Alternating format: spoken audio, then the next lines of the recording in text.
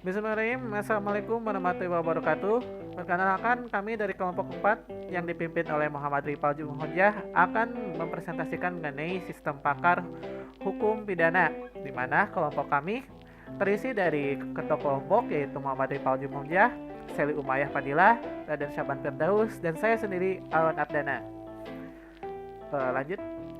Lalu untuk sistem pakar ini pertama akan dibahas oleh Nona Seli, di mana Nona Seli akan membahas mengenai definisi sistem pakar dan pidana.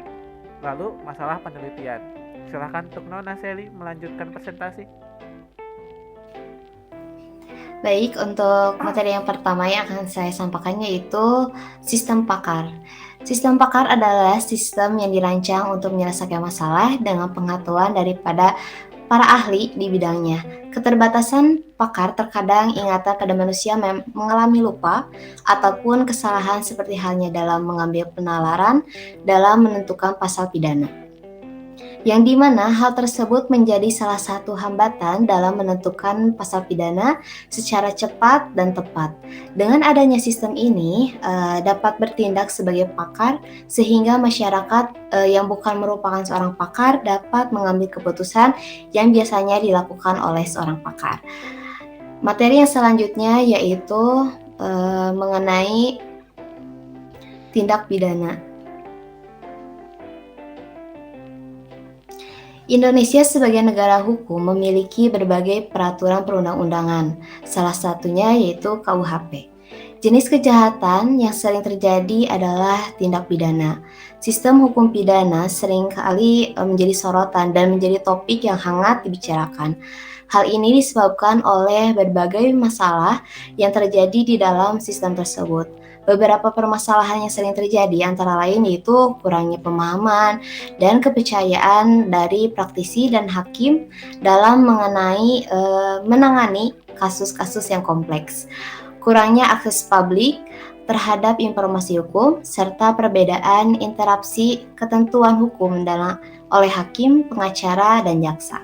Dengan dikembangkannya sistem penyelesaian masalah di bidang hukum diharapkan dapat mempermudah masyarakat dalam memahami dan memahami peraturan-peraturan.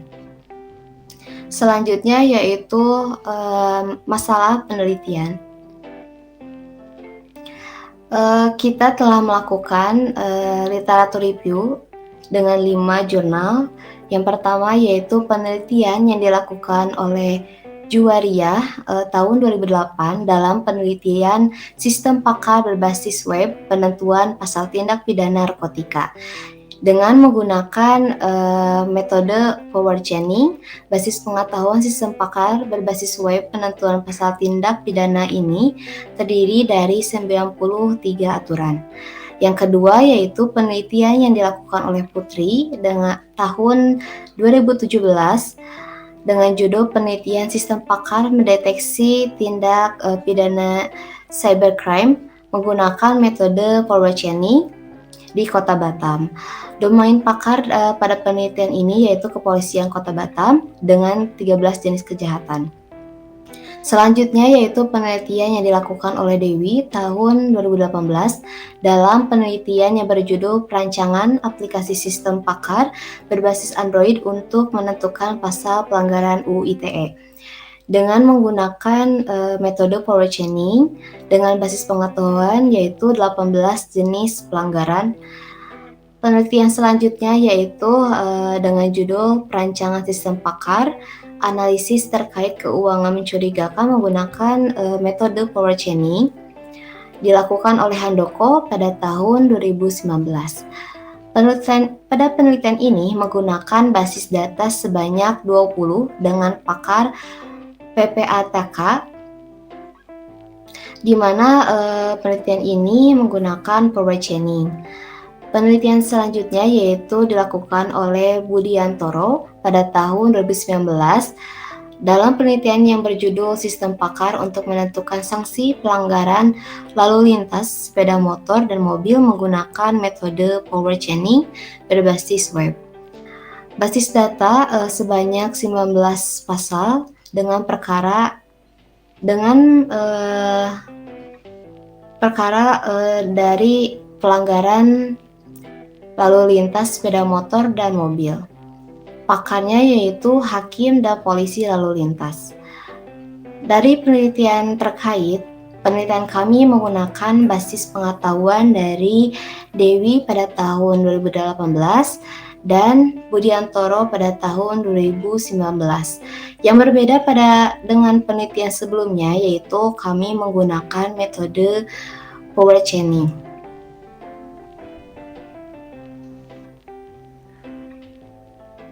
Oke, selanjutnya kita lanjut ke sobat-sahabat untuk menjelaskan mengenai tujuan penelitian dan urgensi dari penelitian. Silahkan untuk sobat-sahabat untuk melanjutkan presentasi.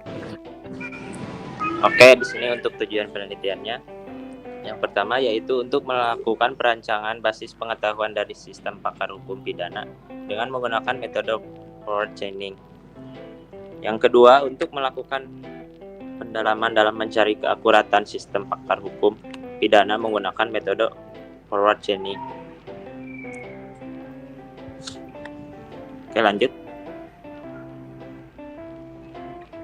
Nah, untuk urgensi penelitiannya yaitu sesuai dengan apa yang menjadi tujuan dari penelitian ini, yaitu untuk membangun sebuah sistem yang dapat membantu para ahli hukum dalam mengambil keputusan yang tepat dalam kasus-kasus pidana dan membantu masyarakat yang awam mengenai hukum untuk lebih memahami hukum-hukum yang berlaku di masyarakat dan negara.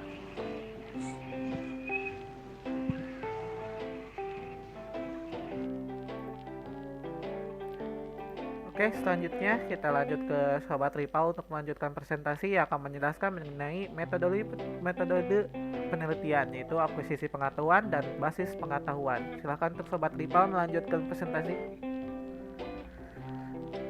Baik, terima kasih kepada Saudara Alwan. Di sini selanjutnya saya akan menjelaskan tentang metode penelitian. Metode penelitian pengembangan sistem menggunakan SDLC. Sebelum menerangkan diagram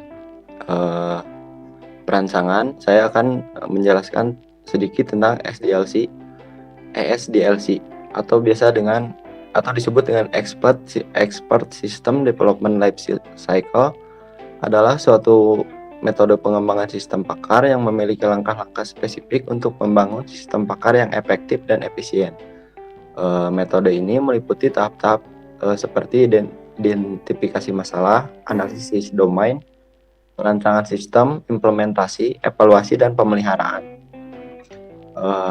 Untuk diagramnya dimulai dari start atau mulai, selanjutnya ke akuisisi pengetahuan pakar, dilanjut dengan basis pengetahuan dan mekanisme inferensi pengetahuan, lalu selesai.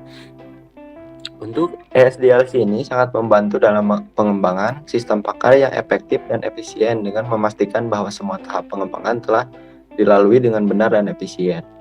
Yang selanjutnya, akuisisi pengetahuan.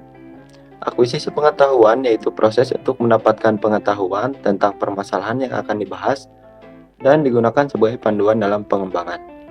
Basis pengetahuan pada penelitian ini menggunakan basis pengetahuan dari seorang advokat dalam penelitian yang ditulis oleh Dewi dan rekan-rekan pada tahun 2018 dan seseorang polisi lalu lintas dalam penelitian yang ditulis dalam Budiantoro dan rekan-rekan tahun 2019.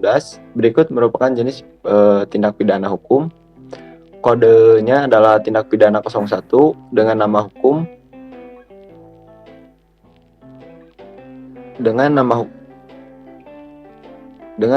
tindak pidana pelanggar lalu lintas, dan kode yang kedua dengan tindak pidana 02 dengan nama hukum tindak pidana pelanggaran ITE.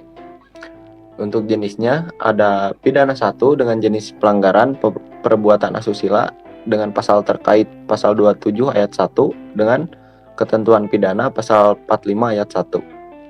Pidana yang kedua, muatan perjudian dengan pasal terkait pasal 27 ayat 2, ketentuan pidana pasal 45 ayat 1.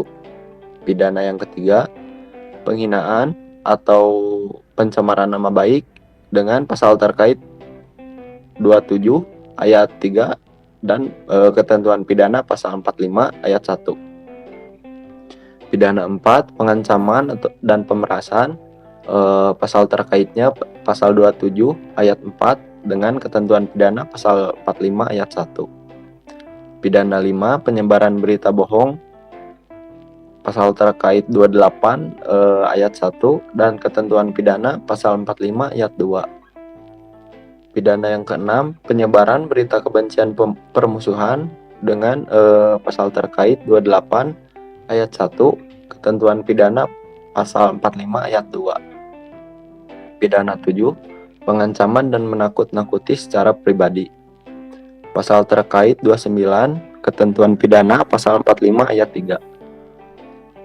Pidana 8, akses komputer secara ilegal. Pasal terkait 30 ayat 1, ketentuan pidana pasal 46 ayat 1. Pidana 9, akses komputer secara ilegal untuk tujuan mendapatkan informasi. Pasal terkait 30 ayat 2, ketentuan pidana pasal 46 ayat 2. Pidana 10, melanggar membobol sistem pengamanan. Pasal terkait 30 ayat 2 dan ketentuan pidana pasal 46 ayat 3. Pidana 11, penyadapan dan atau intersepsi. Pasal terkait 31 dan tindak pidana pasal 47. Pidana 12, pemindahan, perusakan milik orang lain atau publik.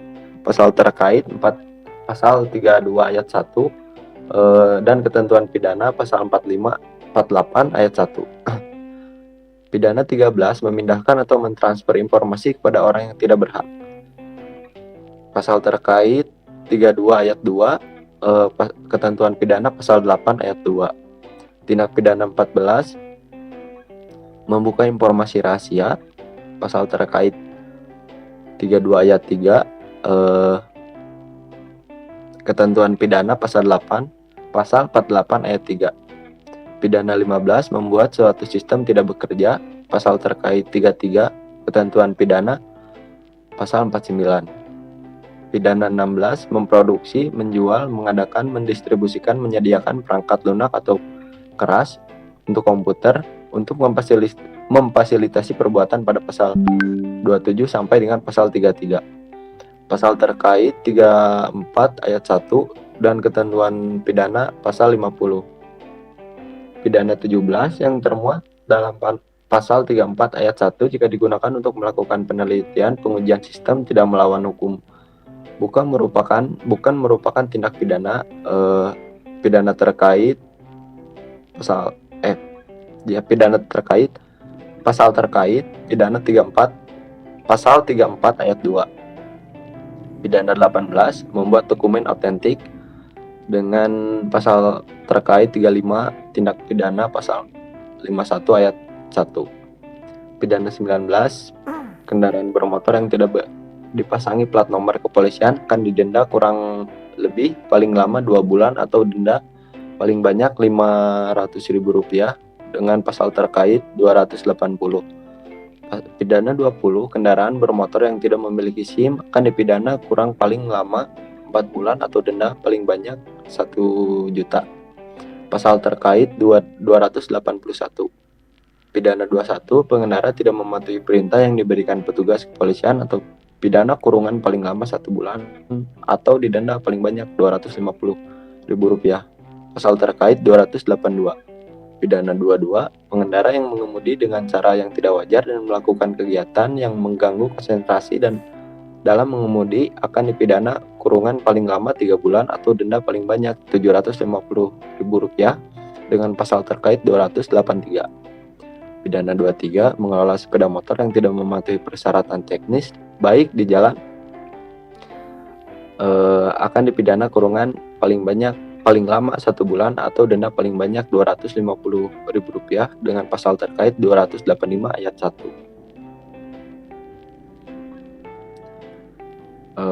Pidana 24, pengendara kendaraan beroda 4 yang tidak mematuhi persyaratan teknis akan dipidana kurungan paling lama 2 bulan atau denda paling banyak Rp500.000 dengan pasal terkait 285 ayat 2. Pidana 25, pengendara yang tidak melengkapi persyaratan mengemudi seperti SIM atau STKB atau biasa dengan BPKB akan dipidana dengan kurungan paling lama 2 bulan atau denda paling banyak sebesar Rp500.000 pasal terkait 288 ayat 1. Pidana 26, pengendara yang tidak dapat menunjukkan SIM yang sah akan dipidana kurungan paling lama 1 bulan atau denda paling banyak Rp250.000 pasal terkait 288 ayat 2. Pidana 27, pengendara mobil penumpang umum, mobil bus, mobil barang, mobil kereta gandengan atau mobil truk double dapat dan kereta tempelan yang tidak dilengkapi dengan surat keterangan uji berkala tanda lulus uji berkala akan dipidana kurungan paling lama 2 bulan atau denda paling banyak sebesar Rp500.000 pasal terkait 288 ayat 3. Pidana 28, pengemudi dan penumpang yang duduk di samping mengemudi tidak memakai sabuk keselamatan atau seatbelt akan dipidana kurungan paling lama 1 bulan atau denda paling banyak Rp250.000 dengan pasal terkait 289. Pidana 29, pengendara sepeda motor yang tidak memakai helm standar nasional Indonesia akan dipidana kurungan paling lama 1 bulan denda paling banyak Rp250.000 pasal terkait 291 ayat 1. Pidana 30, pengendara sepeda motor yang membiarkan penumpangnya tidak memakai helm akan dipidana kurungan paling lama 1 bulan dan denda paling banyak Rp250.000 dengan pasal terkait 291 ayat 2. Pidana 31, pengendara sepeda motor tanpa kereta samping yang mengangkut lebih dari 1 penumpang akan dipidana kurungan paling lama bulan atau denda paling banyak Rp250.000 pasal terkait 292. Pidana 32, pengendara bermotor mengemudi tanpa menyalakan lampu utama pada malam hari dan kondisi tertentu akan dipidana paling lama 1 bulan atau denda paling banyak Rp250.000 pasal terkait 293. Pidana 33, setiap orang yang dengan sengaja mengemudikan kendaraan bermotor dengan cara atau kendaraan yang paling membahayakan bagi nyawa atau barang dipidana dengan pidana penjara paling lama 1 tahun atau denda paling banyak Rp3 juta pasal terkait 311 ayat 1. Yang selanjutnya akan saya kembalikan kepada moderator. Terima kasih untuk saudara Ipal yang sudah menjelaskan mengenai materi yang akan disampaikannya. Selanjutnya dilanjutkan oleh saya sendiri yang akan membahas mengenai mekanisme imperansi pengetahuan dan mengenai studi kasusnya. Selanjutnya dari mekanisme imperansi pengetahuan, yaitu mekanisme imperansi pengetahuan yang dipakai untuk sistem pakar hukum pidana ini yaitu adalah metode forward chaining, di mana setiap pertanyaan yang diajukan sistem bertujuan untuk menghasilkan satu kesimpulan akhir, yang dimana forward chaining ini merupakan salah satu dari metode reasoning dalam menggunakan inference engine atau dapat disebut dengan mesin pengambil keputusan dan dapat secara logis dideskripsikan sebagai aplikasi pengulangan dari modus ponens. Forward chaining ini bekerja dengan data yang tersedia serta menggunakan aturan-aturan inferensi agar bisa mendapatkan data yang lain sampai sasaran ataupun kesimpulan. Forward chaining dapat digunakan pada agen untuk menghasilkan kesimpulan dari persepsi yang masuk, yang sering kali dilakukan tanpa menggunakan query tertentu atau analisis aktivitas. Di bawah ini merupakan langsung ke studi kasus, Pak. Lalu dilanjut untuk studi kasus, di mana studi kasus ini kami akan mengambil sebuah studi kasus di mana terjadi sebuah pelanggaran yang dilakukan oleh seseorang yang bernama Bapak Syaban yang ditangkap oleh polisi karena diduga mengemudikan kendaraan dalam keadaan mabuk dan menabrak kendaraan lain yang menyebabkan kerusakan dan luka-luka pada pengemudi kendaraan dengan data diri sebagai berikut. Nama pelanggar yaitu adalah Bapak Syaban dengan usia 25 tahun yang melakukan pelanggaran mengemudi dengan cara yang tidak wajar dan melakukan kegiatan yang mengganggu konsentrasi dalam mengemudi dengan cara mabuk. Lalu lanjut, Pak. Lalu merupakan kumpulan fakta-fakta yang diperoleh oleh sistem pakar adalah sebagai berikut. Yang pertama, fakta awal adalah Bapak Syaban ditangkap oleh polisi karena diduga mengemudikan kendaraan dalam keadaan mabuk dan menabrak kendaraan lain. Dari hasil tes darah yang dilakukan oleh polisi, diketahui bahwa kadar alkohol dalam darah Bapak Syaban melebihi batas yang diizinkan. Berdasarkan aturan hukum pidana, perbuatan Bapak Syaban dianggap sebagai tindakan pidana lalu lintas yang dapat dikenakan sanksi pidana yang akan dikurasi oleh sistem pakar. Lalu yang terakhir adalah sanksi yang didapat merupakan pidana 28 dan pidana 33, yaitu adalah pasal 33 yang berbunyi setiap orang yang dengan sengaja mengemudikan kendaraan bermotor dengan cara atau keadaan yang paling membahayakan bagi nyawa atau barang dipidana dengan pidana penjara paling lama 1 tahun atau denda paling banyak 3 juta rupiah. Dan pasal 283 yang berbunyi pengendara mengemudi dengan cara yang tidak wajar dan melakukan kegiatan yang mengganggu konsentrasi dalam mengemudi. Selanjutnya untuk kesimpulannya, jadi sistem pakar ini akan membantu pihak-pihak tertentu seperti pada pengguna, yaitu pengguna akan mendapatkan arahan ataupun sebuah konsultasi dari sistem pakar yang akan mengarahkan tindak pidana apa saja yang telah dilakukan atau pasal-pasal yang bersangkutan dengan tindakan yang dia lakukan. Di mana hal ini juga akan membantu polisi dalam melakukan penyelidikan dan pengumpulan bukti lebih lanjut setelah sistem pakar mengumpulkan data-data untuk menentukan apakah pelaku atau pelanggar benar-benar bersalah dan akan mengajukan kasus tersebut ke pengadilan untuk diproses lebih lanjut. Oke, itu saja yang bisa kami sampaikan mengenai presentasi kali ini. Terima kasih untuk para penonton sekalian yang sudah menonton hingga akhir. Sekian dari kami. Wassalamualaikum warahmatullahi wabarakatuh.